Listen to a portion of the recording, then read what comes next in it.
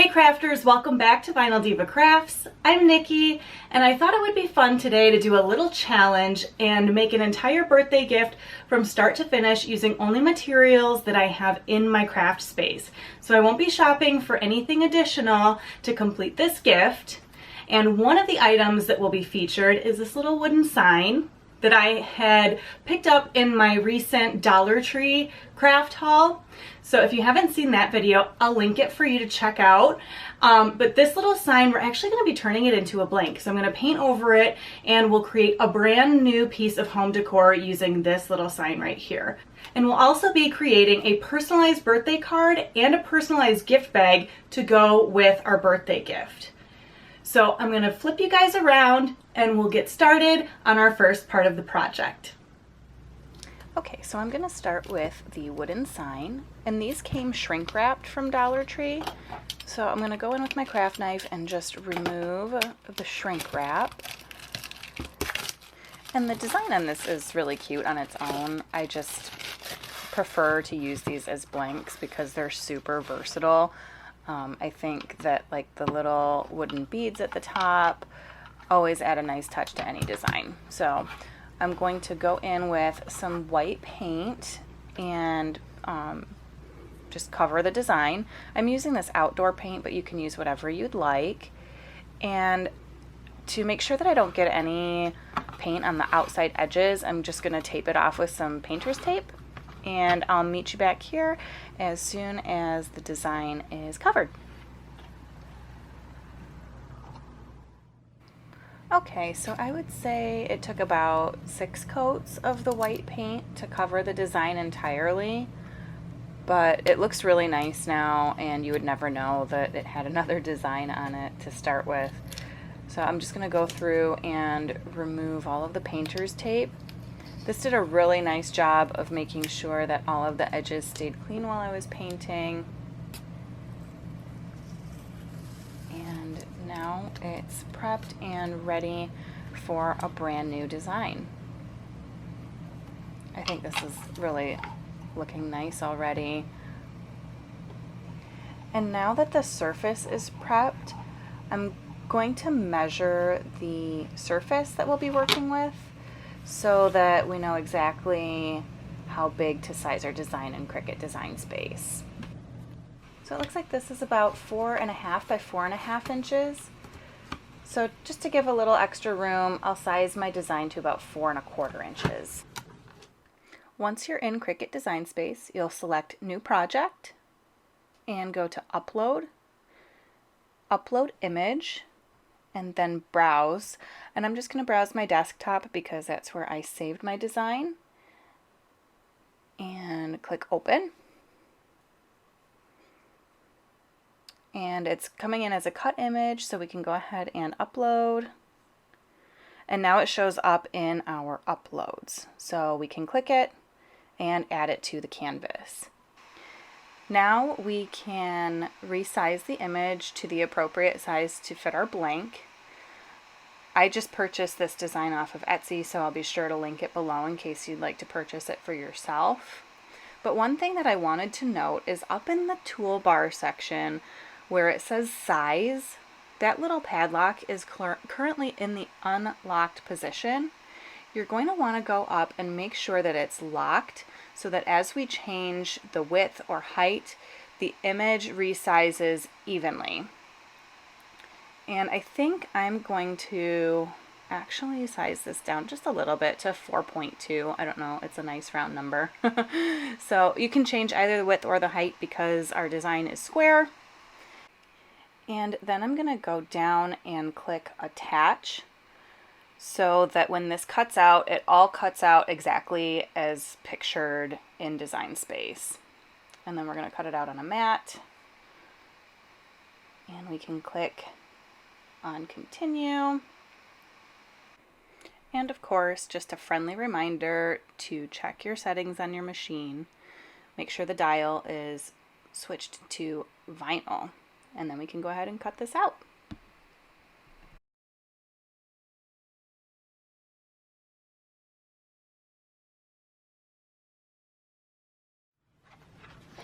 Okay, so our design is all cut out now, And there's a little bit of excess vinyl on this design, but this was a scrap piece that really needs to be used, so I'm okay with wasting the excess vinyl on this, but feel free if you want to conserve a little bit on material to trim this down a little bit and save some of the scrap for additional projects.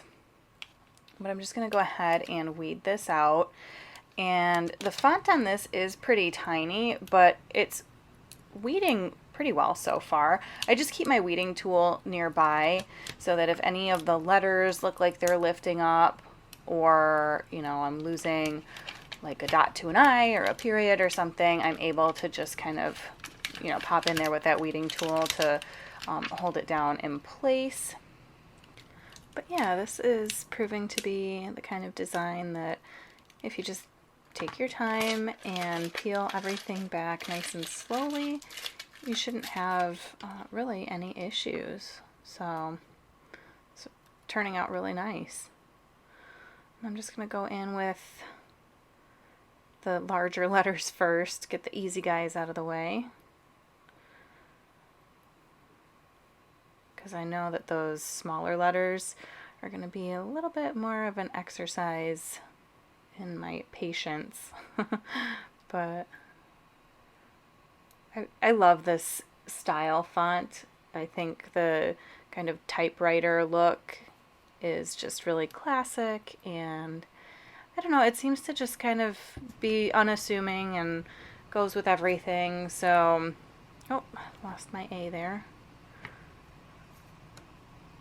Don't freak out if you lose a letter by accident. Those kinds of mistakes can always be fixed. But yeah, I just think like the typewriter style font is kind of classic and goes with everything. And this gift is actually for my aunt's birthday, and I have an idea of like exactly where this will fit in her house, and I think she's really gonna like it. And I don't know about you guys, but for me, like giving a gift, it sometimes brings greater joy than even receiving a gift. And when you take the time to make something a little bit more personal like this, I don't know, I just think your recipient feels special. It's kind of a touching thing to do for someone. You take the time out of your day to make something a little extra special for them.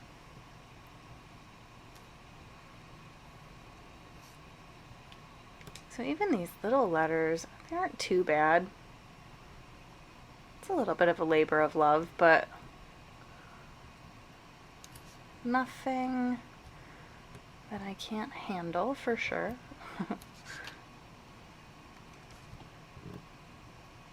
I've weeded out even thinner fonts before, and the Cricut does a pretty good job of cutting stuff out so that it's not too big of a pain.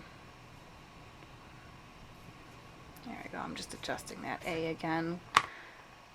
Make sure it's in the right spot.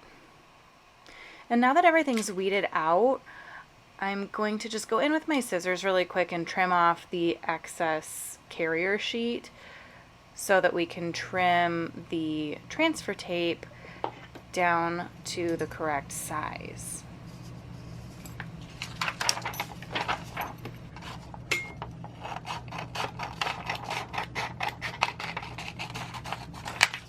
And like I said, if you conserve that vinyl before you weed everything out, you can totally use the scraps for, other projects that you might be working on.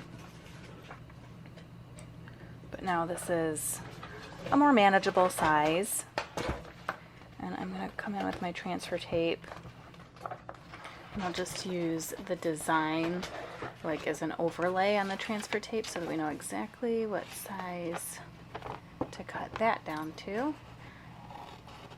And it doesn't have to be super precise, but This helps kind of conserve on transfer tape as well. If you use your design as a template, you're not cutting more than you need.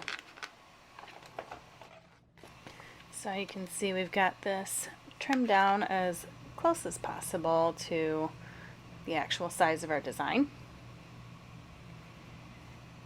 And I always like, when I lay my transfer tape down, I like to just peel up a small section of transfer tape and kind of get it started on the design. So I just peel back, I don't know, half an inch or so, maybe a little bit more, and kind of fold the carrier sheet down. This just helps keep everything nice and flat. And as I pull the carrier sheet away, I'm laying that transfer tape over the top of my design. So there's like no bubbles, it doesn't wrinkle or anything. And then I can burnish this down with my little burnishing tool. I like these larger ones that I found on Amazon. They tend to cover more surface area of like these larger designs so that you can burnish really quickly. I just do the front and back. And with these really fine like fonts, I make sure to go over them really well, especially the areas where there's any punctuation, just to make sure that you know, when we peel this back, everything, the whole design comes up with it.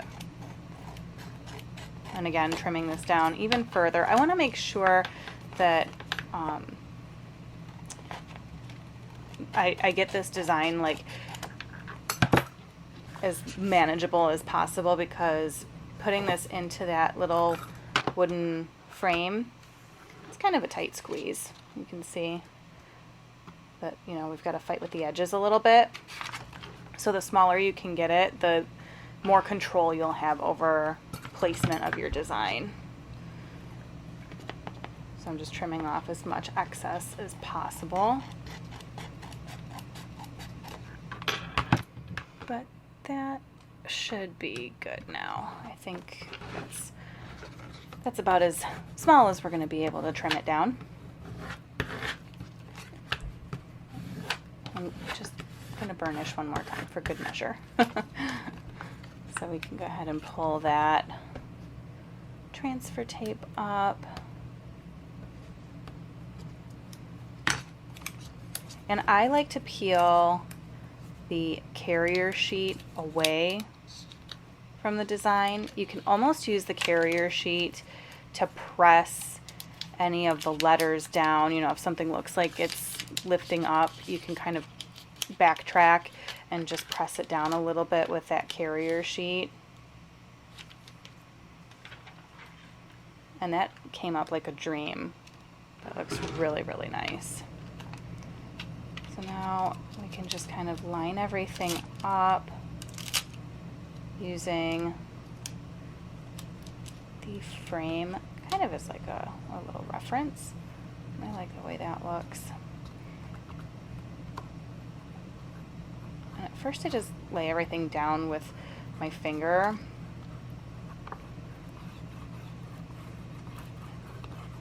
But that looks really good. And then I'll lightly burnish this. I want to be somewhat careful because the surface is painted, and even though it's dry, I don't want to pull any of the paint up with the transfer tape. So, you know, if you kind of burnish with your finger first and then lightly burnish with your burnishing tool, I find that that works best to, you know, not disturb the paint.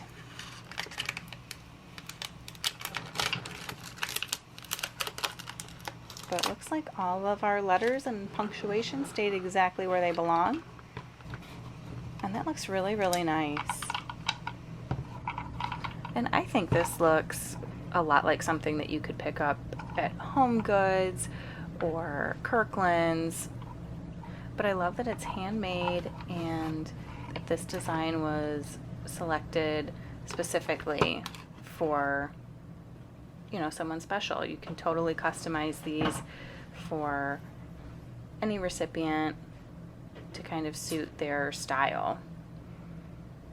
So the next step that I'm going to do here is to seal the design in with some polyacrylic. Now, this isn't a necessary step. I definitely don't do this for like projects that I make for my own home, but when I'm giving a gift, I always want to make sure that I'm extending the longevity of whatever I've made. And because I don't know where this is going to go in the house, I just like to ensure that I'm sealing everything in. I used permanent vinyl on this, and permanent vinyl does stand up well to the elements, but you know, if this were to go in a bathroom where there's lots of moisture and humidity, I just think that the polyacrylic is a nice touch to make sure that that design stays in place and that nothing peels up over time. Plus it adds kind of a nice little shine to everything once it's all done. And at this point, I'm just making sure that all of my brush strokes look nice and that the polyacrylic is evenly distributed over the piece. But after this, I'm just going to set this off to dry. And part one of our birthday gift is complete. Okay, so next step in our project is going to be the birthday card. So in Design Space, I'm going to click on New Project, and I'm going to go to Projects. And there's a particular template that I like to use, and I'll just type in Printable Birthday Card into the search box. And we're going to go with this first one. And I'm going to click Make It. And right away it tells us that the project is incompatible. That's okay because I only use this template for the card base itself. So I'm actually going to go in and hide all of the layers that that are used for the birthday cake image on the front of the card. We're not going to use any part of that image set. So once all of those layers are hidden, and it looks like they are, we can go ahead and click Make It. And we will be cutting this out on a mat. So this is just going to cut out the white card base, the envelope, and then the two little panels that go on the front of the card. So friendly reminder, because we were using vinyl before, make sure to check your settings on your machine. So we're going to change that from vinyl to cardstock, 80 pounds, because I'm using a thicker cardstock. This will require that we load a scoring stylus into clamp A on the machine.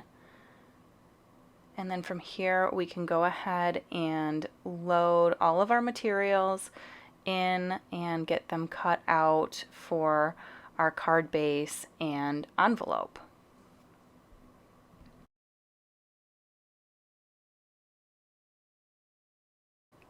And I actually have a cake image that I prefer to use for a birthday card like this.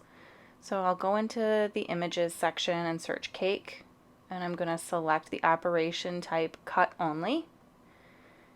And they have loads of really nice images in here, so you could definitely select any cake image of your choosing.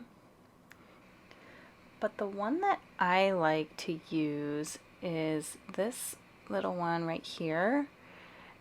It's a really simple design, but it looks so nice on a variety of different like cardstock backgrounds. You can put this on patterned cardstock, which we're going to do today, but it would look nice on just, you know, plain colored cardstock as well. So I'm just going to resize this to 2.5 inches in height to fit the card panel that we cut out earlier.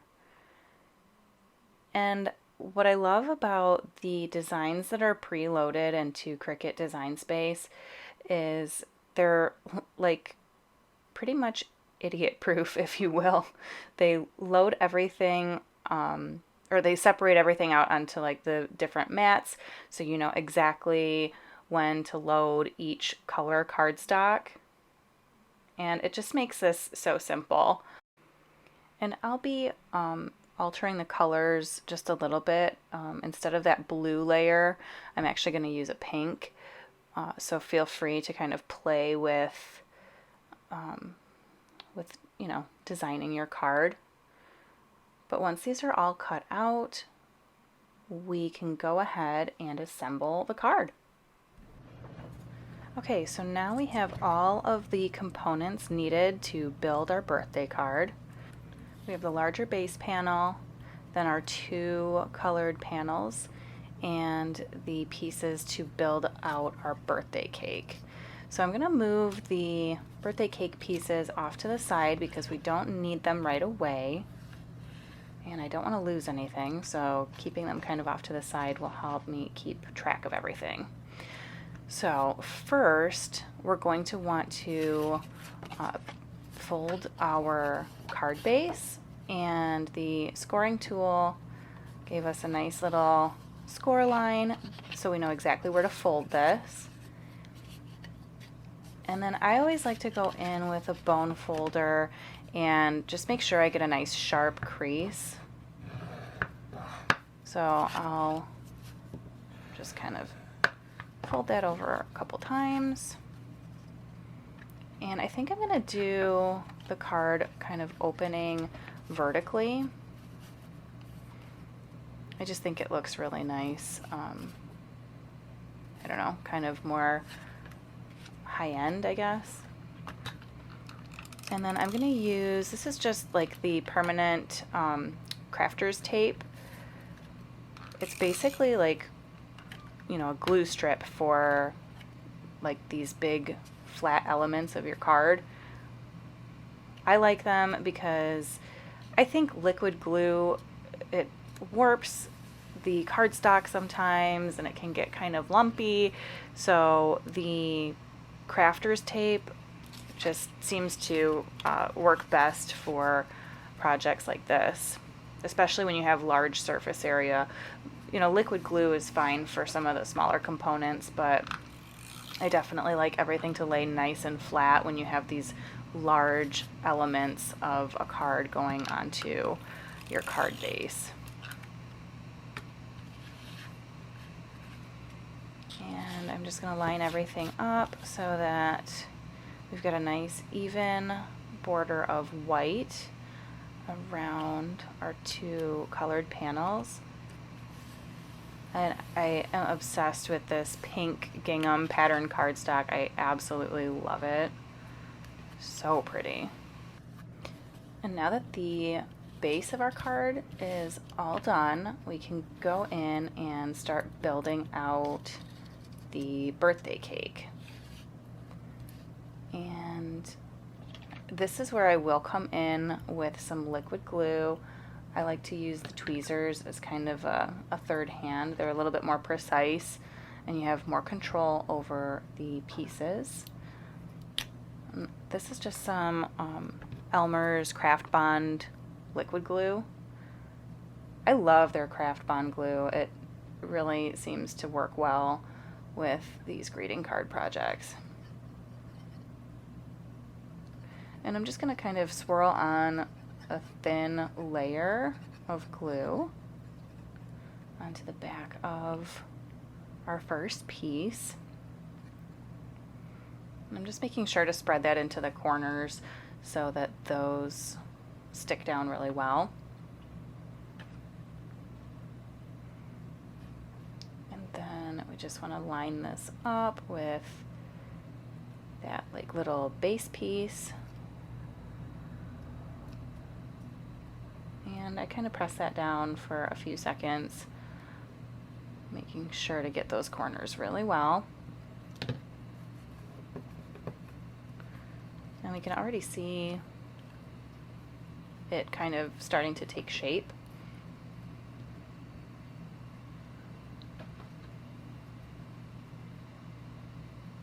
But yeah, you can see like a piece like this, trying to control that with your fingers would be a nightmare. So having a nice pair of tweezers like this is definitely a must when making a greeting card that's got small little components like this candle flame. And again, pressing everything down to make sure that it really sticks on there. Make sure to wipe up any glue residue on the mat because you don't want that to get stuck to any portion of your card elements. And then this is like the little frosting border. And I am using a textured cardstock, so it's kind of got like almost like a linen texture on one side. So you definitely want to make sure that, you know, if you want that texture showing, that you've got the right side up. So I absolutely love this little cake though. Again, it's a really simple design, but I like it better than what was originally on this particular project design. And that's also the nice thing when you're working in Design Space. You can always customize any of the designs that they include on the site. So you can always, you know, take pieces out, insert other pieces in. So you can really, really make this, you know, customizable to your liking. And there we have it, our completed little birthday cake. It's so cute. And you can definitely just stick this on with your glue to the front of the card. But I always like to, I've got a cat who's making noise here. So I'm going to just cap my glue. But yeah, what I'm going to do here is just go in with some foam adhesive dots. These are the Sticky Thumb brand. I want to say I got these either at Hobby Lobby or possibly Joann's, but you know, you can find these at Dollar Tree. Loads of other places carry them, and I'll just pop a few on the back, kind of making almost like a square shape around our cake. And I'll stick one up on the candle flame. This just turns any elements on your card into 3D. And I just think it elevates the overall design of your greeting card. So I'm just going to use the weeding tool from my Cricut to get the backings off of these little dots. They're so tiny that you kind of need something almost to like pierce the backing. Tweezers work really well for this too, but you can see they are a little struggle. So worth it though in the end. The overall like look when this is complete, I don't know, I just love anything that pops up off of the front of a card. It adds a lot of visual interest, and I don't know, it's just another one of those kind of little personal touches to make your gift recipient feel special. Okay, checking to make sure that I've got the card the right way up. And I think I'm gonna place it like right here, because I'm gonna go in with some stamps and stamp a little phrase or something on the front, but that looks so nice. I really love this. And now we can come in with all of our stamping goodies to put something cute on the front of this card.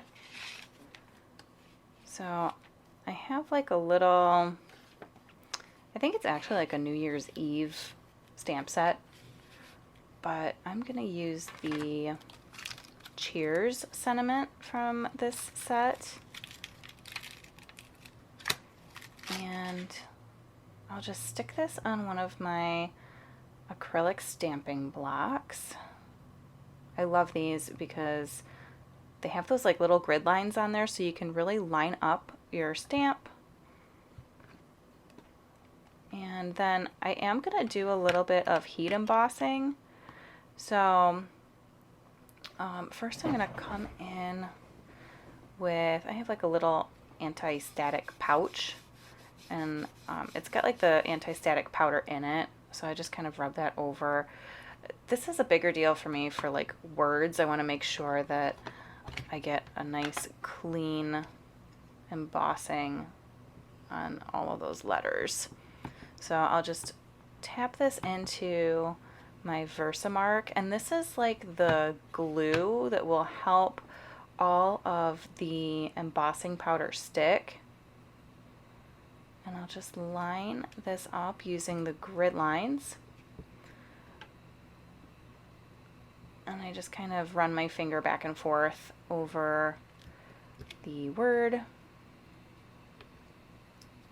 And I've got a really nice gold tinsel embossing powder. This is like extra shiny and glittery, and it looks so pretty once you apply the heat to it. So I'm just going to kind of pour a decent size amount over that area with our Versamark.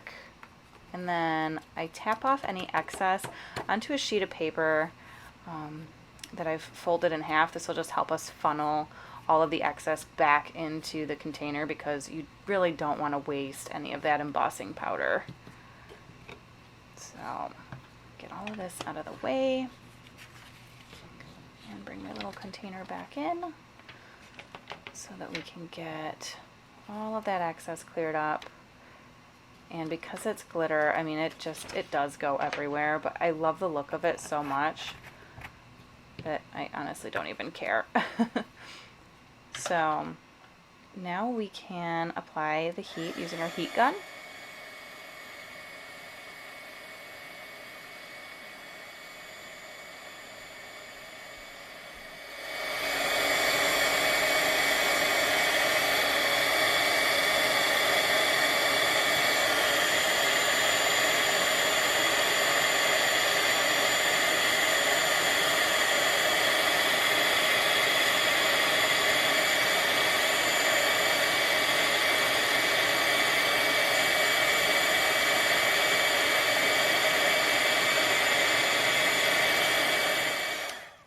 And you'll know when the embossing is complete because it kind of, it like melts together. You can see it change as the heat hits it.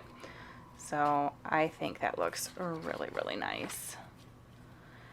And I'm actually going to add a couple little like of the starburst designs that are included in this set kind of around the cake. I think that'll just add a little bit of fun to the front of this card.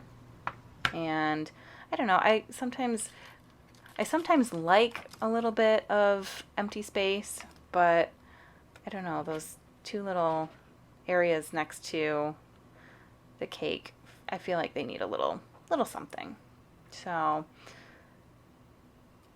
the little starburst or fireworks or whatever we want to call these, I think they're really cute. I'm going to switch to my smaller acrylic block. I just feel like I'll have better control using this one. And we're gonna go back in, same process, where we bring in our piece of paper, get out our trusty Versamark. And because these are kind of meant to look like starbursts, I'm not too concerned with the anti-static for these. I mean, feel free to bring that little pouch back in, but I don't think it's really necessary for these little guys.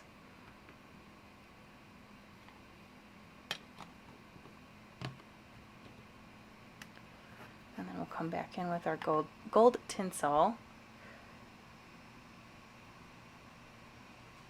I wish the camera did it justice. I feel like it's so much like more impressive, I guess, in person. Oh yeah, that looks really nice. It needed a little something extra in those blank areas. And I don't know, if you can't have a little sparkle on your birthday, then when can you have your sparkle? And I do have a couple little flakes of the embossing powder that are being kind of stubborn and don't want to shake off of the card. So I keep just some really small like detail brushes around that you can go in and brush away some of that, those like stray pieces or stray flecks of embossing powder. You really don't want to emboss those onto the card, you know, if you can avoid it. So now we can hit it with some heat.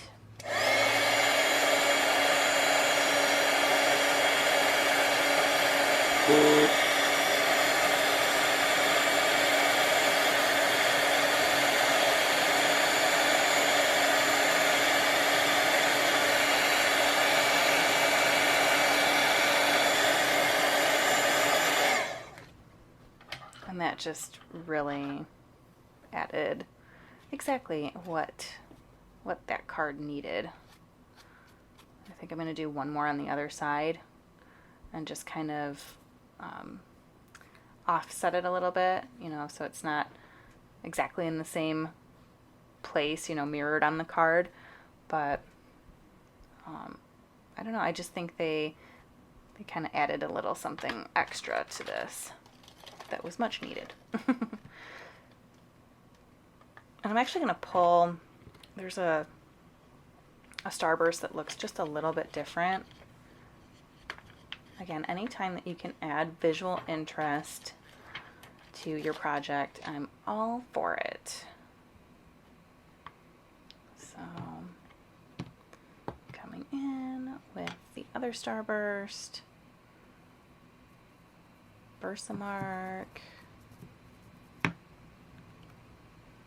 and I think I like it right about here.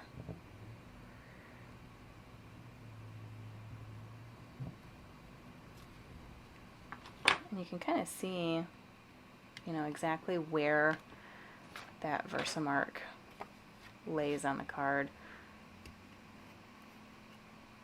So you know where to pour your embossing powder.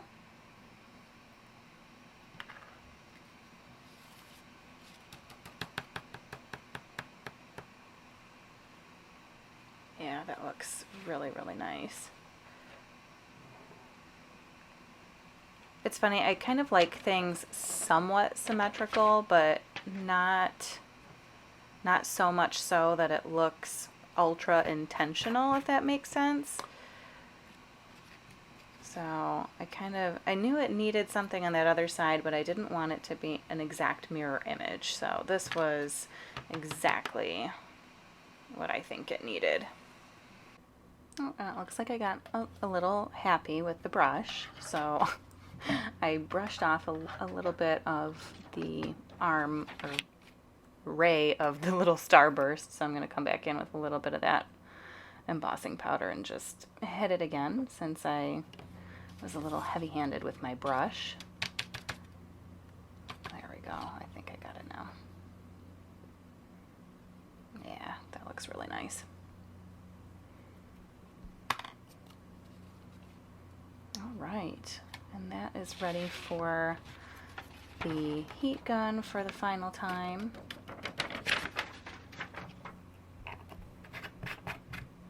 And then the front of our card should be all set.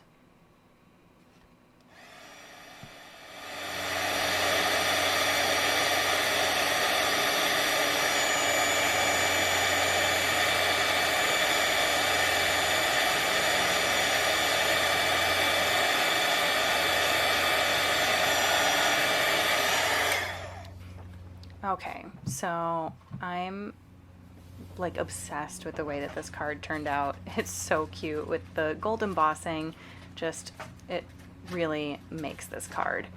So I'm gonna go ahead and just do a quick little insert using my Cricut pen set, and we'll get that added to the inside of the card. Now all I did was cut out an extra panel in that kind of like light green color, and I typed in my message in Design Space and then just had the Cricut pen set write it out for me. And then we can glue this right into the middle of our card. And I can't tell you how many times I, have the Cricut machine write the inserts to my cards out, and people are always like, did you write that yourself? So again, really nice little personal touch. And then I always like to finish my greeting cards with a little stamp on the back, letting everyone know that their card was handmade with love. I just think it's always nice to let someone know that you were thinking of them and that you made something personalized just for them. So there's like a little fuzzy on here though. There we go. So yeah, just center this on the back. And there you have it. Our completed birthday card. Oh my goodness, so much sparkle. And yet so soft and sweet. Absolutely love it. And we did cut out an envelope for this card as well. So I'll go in with my bone folder and just get that all folded up. That's another really nice thing about making cards in Cricut Design Space is they almost always come with a little customized envelope so that it fits exactly to the card that's in the project. So you can see it just slides in beautifully. And I went with kind of a bold patterned cardstock, but it all came in the same pack, which I love because they'll all coordinate nicely with one another. And we kind of had those, like the smaller pattern with the gingham, so you can definitely go with a bold print for the envelope. And I'm just gonna open that back up with my bone folder. Oh, our card is done. Beautiful.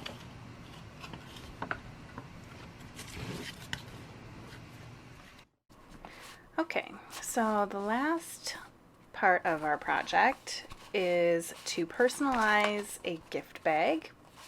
And this is just a pack of bags that I purchased from Hobby Lobby.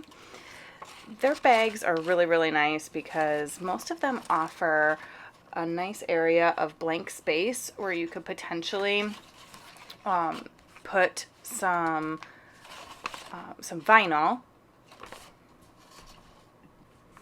And whenever I've done this for people, they just really love the extra touch.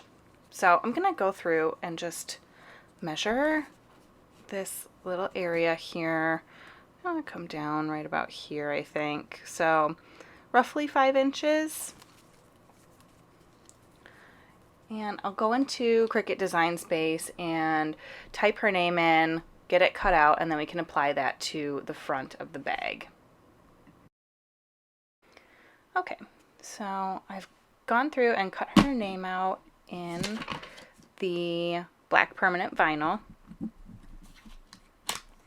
And we'll just peel this away. And I'll weed out my centers. And like I said, this is just a really nice little, I don't know, extra touch to make your gift look really, really personalized. And one of the best parts about this, honestly, is this is a great way to use scrap vinyl. So if you do hold on to your scraps, you know, be sure to look in your stash of scrap vinyl. This is a perfect project to use some of those up. And I'll just come in with a little bit of transfer tape.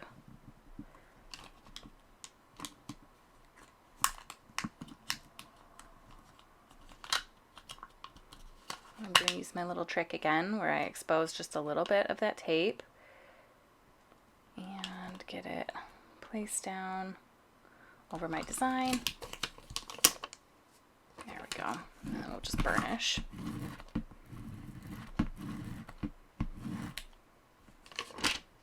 The back.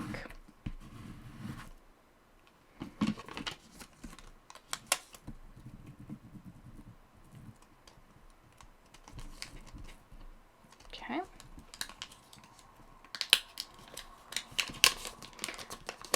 And this is nice and big, so it's really, really easy to peel away.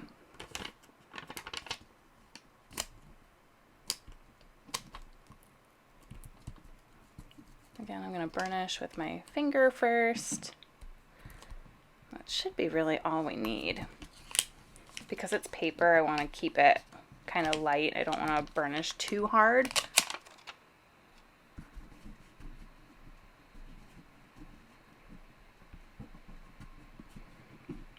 That looks so nice, though. Oh, I love that. Perfect.